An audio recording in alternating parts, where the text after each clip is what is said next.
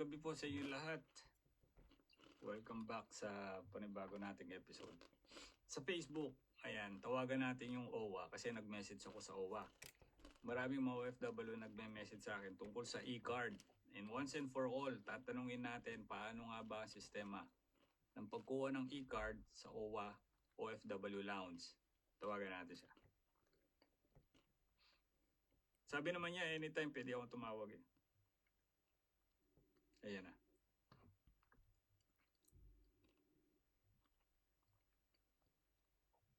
Good morning, sir. Magandang umaga po. Isang mapagpalang umaga sa iyo, brother. Oy, salamat po, brother.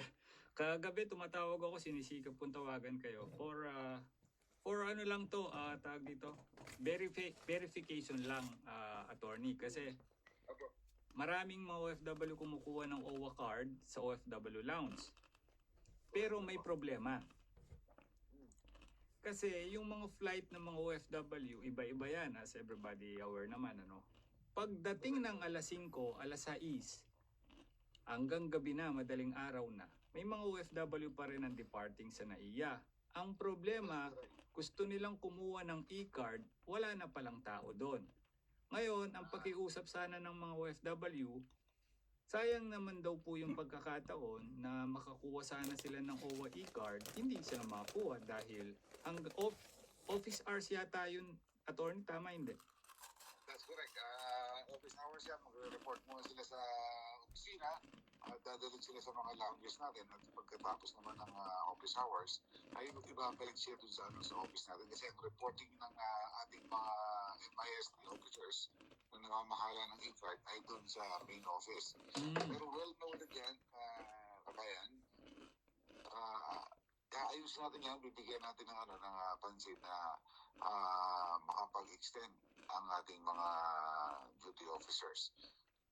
Ngayon lamang ay dahil tayo ay kakabukas ng ating lounge July 19, nagsimula yan dun sa Terminal 3 at January 15 naman dun sa ating Terminal 1. Ang lahat na ito ay nakikita natin. Sa mga susunod na araw ay magkakaroon tayo ng changes yan. Ay extend natin ang schedule ng pagkuha ng ID ng e-card ng OFW. Okay. Attorney, follow-up questions lang po, no? Yung po bang nabibigyan ng OWA e-card ay mga pawang miyembro ng OWA or paano yung mga OFW na may OEC exemption? As kayo, dati po kayong OFW, di ba? Pag nakakuha tayo ng OEC exemption may option ng worker OFW kung magbayad siya ng membership or hindi, pwede naman siya makakuha ng OEC Pag mga ganong pagkakataon, hindi member ng OWA yung worker, kukuha ng e-card, pwede po ba yun? At the moment, kabayan, kasi ang ating system, yung ating computer system natin ay may limitation na tinatanggap lamang natin ay yung sa OEC. Yung bagay na yan ay i-discuss po natin sa ating mga MISD officers. Sila yung maaaring mag-propose ng changes to cover all aspects. Pero ngayon, ang ating mga duty officers ay limitado dun sa limitation ng system. Kaya yun lang muna yung tinatanggap natin. Pero magandang bagay yan na naipadala mo sa amin yung mungkahi na yan to cover all na OFWs. Kaya lang, dito naman sa ating OFW Lounge, kabayan, ito ay para sa mga departing OFWs. Sila may OEC yan, yung mga nandyan sa OFW Lounge. Yung binabanggit mo na coverage ng other types of OFWs ay sa main office or sa mga regional offices sila makakakuha. Opo. Attorney, yung pong lumang OWA card, valid pa po ba yan o hindi na? Wala namang expiry yun. Yung ating mga OWA card, yung mga nabigyan ng OWA card ay nasa kanila. Wala, nakalagay naman doon ang kanila mga pangalan. Yan ay valid government issued na card natin. Ibig sabihin, attorney, itong version 2 ng OWA e-card ay pwede ring magamit dun sa luma nilang OWA e-card. Kasi ako, halimbawa, may OWA e-card ako luma. So kahit hindi ako kumuha ng bagong OWA e-card, so yung benepisyo na meron dun sa OWA e-card na bago ay pwede ko rin makuha gamit yung luma ko. Pareho. That's correct.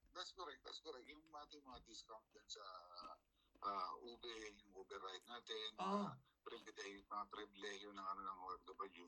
Ayan ay extended dyan dun sa, basta sa, yan ay OWA card. Pero meron ka yan ikaw ay holder ng e-card. so kahit yung lumang OWA e-card mo, ay pwede mo pa rin magamit. So kahit hindi ka kumuha ng bagong e-card, okay lang yun. That's correct. Yung mga Oh. na-issue na dati, that's correct. Yan, valid government issued ID yan. In Oh. ating OWA card. Sir, ano po ba yung mga pwede namin makuha privilege dito sa bagong e-card na to? Unang-una nga yung discuss ni Admin Ignacio ay yung partnership with yung Uber bus. Malaking diskwento. Hindi ko kabisado ngayon kung hindi mag-recall sa akin kung 75% discount ba. Basta malaking diskwento sa pamasahe diyan sa OWA card. Yan ay valid ID. Magagamit natin na pagkakilanlan ng ating mga OFW. At sa mga susunod na pagkakataon, kaya nga patuloy tayo na nakipag-ugnayan sa ating mga mambabatas para mapalawig yung mga pribileyo ng e-card holder. Kasi hindi lamang yun dapat na isang ID na nasa wallet, kundi dapat yan nagagamit para sa mga napakanan ng OFW. Oo nga po, attorney, kasi yung huli kong nabasa na infographics galing sa OWA, in coming days, parang pwede rin itong maging discount card sa mga hotel kagaya ng Sogo. Yan po yan natin na patuloy ang pakikipag-ugnayan ng pamahalaan ng OWA sa pangunguna ng ating administrator at Admin Ignacio at hindi lamang sa mga hotel, kundi sa iba pang mga establishmento. Ang ating goal ay maging kagaya ng pag-ibig card o sa mahigitan pa yung mga pribileyo na binibigay sa mga pag-ibig holders. Oh, okay. Attorney, kaso maraming mga umaalma na mga Mama 1, Papa 2, Papa 1, na baka itong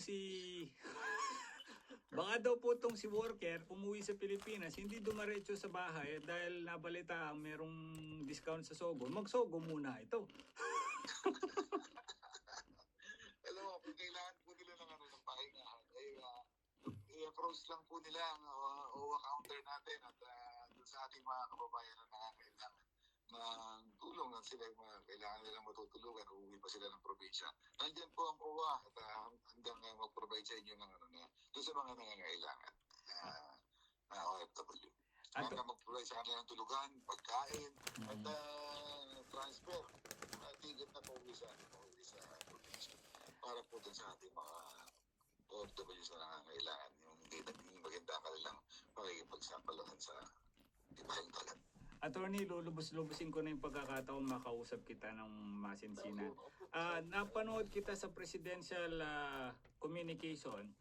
Ano ba yung plano ng OWA sa mga OFW yung taga Lebanon? Kasi napakarami kong kaibigan na nasa Lebanon at gusto nang umuwi. Kaso sa sitwasyon ngayon, papaano po pala itong repatriation na sinasabi ninyo? Na okay. Magandang topic yan, kabayan. Unahin ko muna, sa pamumuno ng ating administrator, Admin Ignacio, ay patuloy na nagpupulong ang ating Crisis Management Committee, yung OWA Crisis Management Committee, na nakikipag-ugnayan sa DFW at sa ating OWA post sa Lebanon.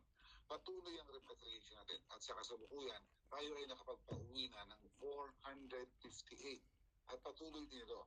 Ang balakid ngayon ay ang pangsamantalang balakid sa Lebanon ay yung commercial flights. Meron nakatigil ang commercial flights na lumalabas ng Middle East. So, ang ating tanggapan ng OWA sa pamumunan ng ating administrator at Admin Ignacio ay patuloy na humahanap ng paraan at isa sa paraan na yan nandiyan ay yung chartering ng aeroplano from Lebanon to any safe country any safe country in the Middle East. Kasi mayroong flights within the Middle East. Pwede natin sa any country pwede tayong mag-charter dyan. At from that country, pwedeng dali na sa Pilipinas. That's one option. Pag-usapan ng ating crisis management committee. Another option is from tanggalin muna sila dun sa mga danger zones kung magkakaroon ng mga delikadong mga lugar dyan, tanggalin mo sila doon. Meron tayong safe houses, secured safe houses, 3. Undisclosed to, yung safe houses na 3. At meron tayong shelter sa post. So, 4 yan. 4 yan ang mga pwedeng pagdala sa kanila through land transfer habang nag-iintay tayo ng evacuation, ng repatriation. So, ang isa pang tinitingnan natin through the Crisis Management Committee na nai-report na rin kay Admiral Ignacio ay yung pag-charter ng bangka going to Cyprus. Pag-charter ng yate, pag-charter ng barko na pwedeng magdala sa ating mga OFW doon sa lugar na safe. At sa makikita natin ay Cyprus. Ang ating post sa Cyprus, ang nakaka-cover dyan ay ang ating post sa Greece. Nakipag-ugnayan na ang Crisis Management Committee sa ating tanggapan sa Greece. At sila ay ready doon. Ready na sila na tanggapin ang ating mga OFWs na manggagaling sa Lebanon. Pang-4, sa tagubilin ni Admiral Ignacio, ang OWA ay nagpadala ng augmentation team. Complete augmentation team of DMW.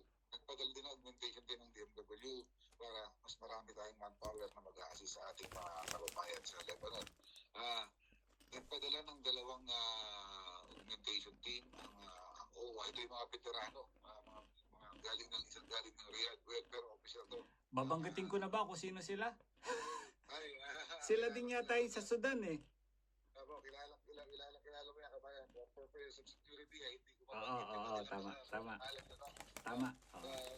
Isang galing din sa Bahrain. Pati ito yung mga veterano, yung mga sanay sa mga crisis na ganyan. Kaya nga eh. Naman ang OWA, kabayan, kilala mo naman na parang bumbero to, pag may sunog talagang kalmado. Kaya lang attorney, sa panahon kasi ngayon, yung mga tao kasi, yung emotion na nila talagang alam mo yung bugso ng damdamin, takot na. So they feel that they are being left by the government without the knowing na anong ginagawa ng gobyerno natin, ano. In fact, tayo din nagbibigay din tayo ng info sa kanila base sa mga gaya nung kanina, kasama mo si Yusek Olalia, pinaliwanag ko sa kanila yung pamamaraan. Actually, nakausap ko rin si DFA Yusek Ed De Vega, sabi niya sa akin na ganun kung anong ginawa natin doon sa Sudan. Kasi nung panahon po ni Sec Tuts, buhay pa si Sec Tuts, bumiyahe pa nga sa Egypt yun eh. Kami. Oo. Kami yung nasa group chat noon, kami yung nagkolekta ng mga OFW sa Sudan, nauwi yun. Yun din yung plano ng gobyerno. Nabanggit niya kanina yung sa Sudan. Mas grabe ang alert level dun sa Sudan.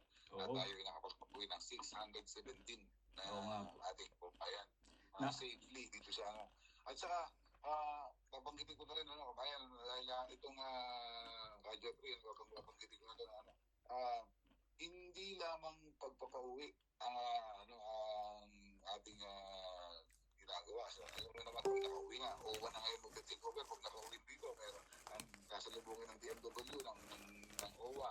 Bibigyan natin ng financial assistance, nandiyan ng DSWD, meron type social intervention, ihahatid natin sa probinsya nila, bibigyan natin sila ng pamasahe, ihahatid natin sila sa mga kamag-anak nila. So, hindi lamang basta makarating ka ng airport kahit na safe ka na, okay na kami, hindi gano'n. Hindi natatapos doon sa repatriation lamang ang ating trabaho, kundi makapiling nila ng safe ang kanilang mga pamilya. Sir, with all the respect din po, kasi I just want to be balanced din, fair. Kasi napanood yung Zoom meeting ng mga OFW sa gitnang silangan, they are saying na may mga OFW daw po na yung kanilang mga pasaporte hindi binigay sa kanila ng mga employer. Paano yun? Kagaya nga ng sinabi ni Yusek Oralia during the press briefing kahapon, yung mga pagkakataon na ganyan na yung mga OFW ay walang dokumento, ay mabilisan naman silang binibigyan ng temporary emergency document. Sila yung ito ay mabilis lamang, sinabi ni Yusuf Urania at sa pag-ugnayan sa DFA, ay ito ay napoproseso ng isang araw. Yun ang nabanggit niya. So ang ating mga kababayan na walang pasaporte, na wala, hindi binigay ng amo, for whatever reason, hindi nila hawak ang kanilang pasaporte. Kaya nandiyan ang ating Philippine Embassy, ang ating Department of Foreign Affairs, na nang commit naman na mabilis ang pag-issue ng temporary emergency document. Sir, paano yun? Yung mga halimbawa, tumakas sa employer, hindi kaya hulihin yun? Yung pagtaka sa employer ay nandiyan po ang ating migrant workers office na handang tumulong sa kanila maproseso ang kanilang exit documents ng mabilisan. Itong mga pagkakataon na ito ngayon, right now ay tayo level 3 sa Lebanon, sa hopefully may repatriate sa voluntary repatriation pa naman yan under level 3. So yung mga mga kababayan natin ay sinisikap natin sila na maabot at sabihan sila na kausapin ng maayos ang amo, at kung hindi nila makausap ng maayos ang amo ay tumawag sa ating hotline OWA 1348, yung ating hotline natin. Maaari nila tawagan. At ang ating tanggapan ng ating mga OWA for foreign post dahil na nasa Lebanon ay handang tumulong sa kanila. In fact, nagpadala nga tayo ng recommendation team para sila ay matulungan sa ganyang mga pagkakataon. So, ibig kong sabihin, attorney, hindi ko pa nasasabi na planuhan na pala. Parehas po tayo ng Wow. ng mindset. Parehas. Wow. Yan po ay tagubili ni Admin Arnel Ignacio. Lagi nakamonitor si Admin sa Ang galing, no? Crisis Management Committee. Ba talaga kayo? Lalo ka na, attorney. Ako ay napapabilib mo araw-araw kasi sinusubaybayan kita sa mga post mo. Kung saan ka nang gagaling lupalop ng Pilipinas, tapos maya-maya tatawag ako, okay lang sa'yo. Robot ka ba? Okay tayo. Kagabi lamang ay mag-alas 12, hindi ko ito tumawag. Yun yata yung pagkakataon na tayo kumuha ng konting tulog. Oo. Mukhang... Inang umaga, 3:30 ay busy na tayo pagkatapos ng ating quiet time. Morning devotion ay nasagot ko na yung tawag mo kagabi. Nag-iingat ka dyan sa London. Sana magkaroon ako ng pagkakataon na pasyalan ka dyan. Oo nga po. Magkita tayo, sir, sa Pilipinas man o dito. Ingat po kayo. God bless you po. Mabuhay ka. Thank you po. Wala akong masabi. Lahat sinabi na. Lahat ng mga kailangan yung malaman sa e-card, sa OFW Lebanon, yung mga pwedeng makuha ng mga OFW galing Lebanon, nasabi na niya. Yung tulong, nasabi na niya. Diba? Wala na akong masabi. Legit. Totally legit.